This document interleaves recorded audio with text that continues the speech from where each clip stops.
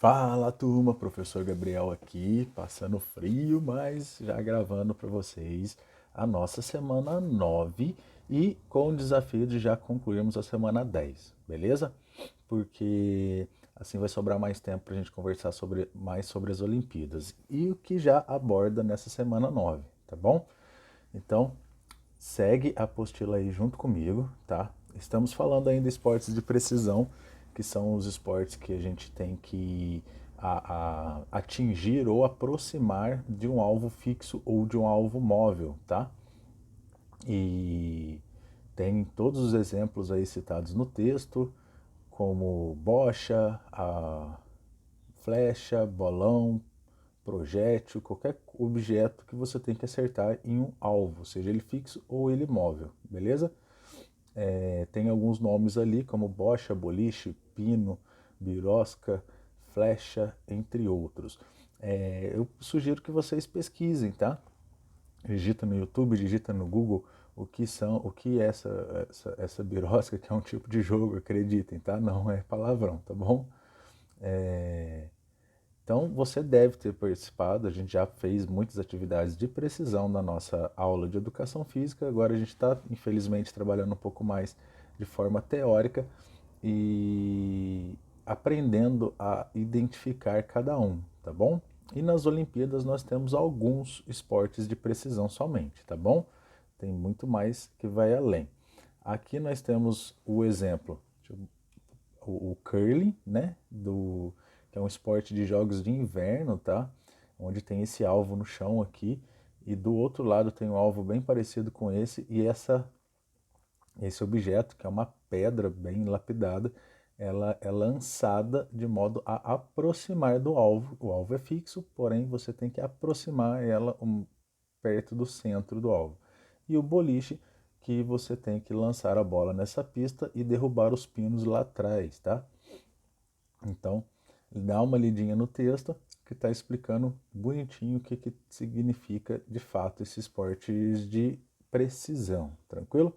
Segue então para as atividades.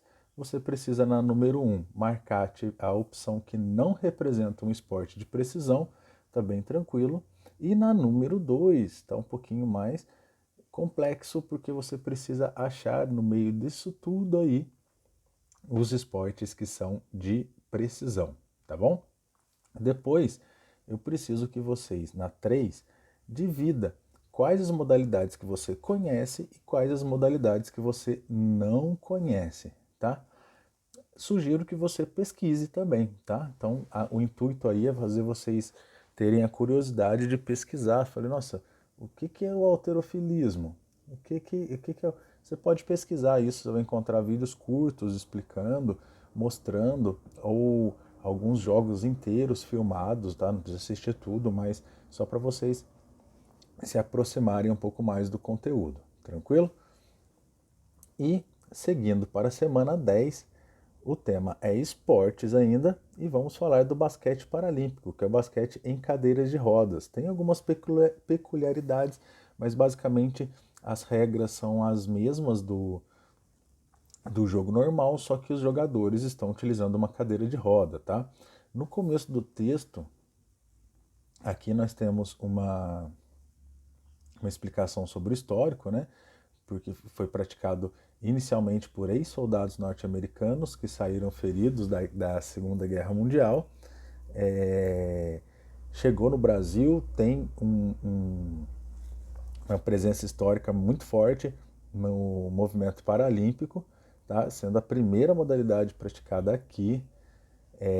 As cadeiras de rodas, elas são adaptadas, tá? Elas não são aquelas cadeiras de rodas que provavelmente vocês já viram alguém utilizando. Eu tenho uma imagem dela logo ali embaixo. Existe uma classificação, tá? Sobre uma classificação funcional, que é avaliado conforme comprometimento físico e motor em uma escala de 1 a 5. Quanto maior a deficiência, quanto mais dificuldade ele tiver, menor esse valor da escala. E para montar uma equipe de 5 jogadores, o técnico responsável tem que somar 14 pontos, tá? Então, por exemplo, se eu escolho 2 jogadores com habilidades físico-motoras maiores, que são avaliados em 4,5, então vai dar 9 pontos. Eu já escolhi 2 jogadores e somou 9 pontos. Eu tenho, então, 5 pontos para distribuir entre os outros 3. Eu posso pegar 2 de 2 pontos e 1 de 1 ponto, tá? Então eu vou ter um time que eu vou montar de acordo com a minha estratégia, entre com maiores comprometimentos físicos e motores e com menores, dependendo da função que eu quero que cada um exerça dentro do jogo. Como a gente está falando de esporte, tá? Isso daí é necessário para equilibrar, porque senão eu vou pegar pessoas, obviamente, somente que tenham mais habilidades, que tenham pouco comprometimento físico-motor e vou colocar todos no meu time vai ficar invencível, tá?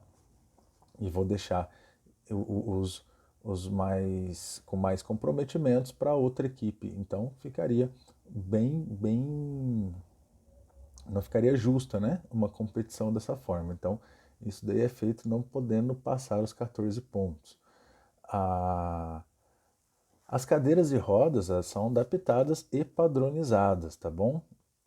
Tem um diâmetro máximo de pneus, altura máxima de assento e de apoio para os pés em relação ao chão. O jogador pode optar por uma almofada, tá?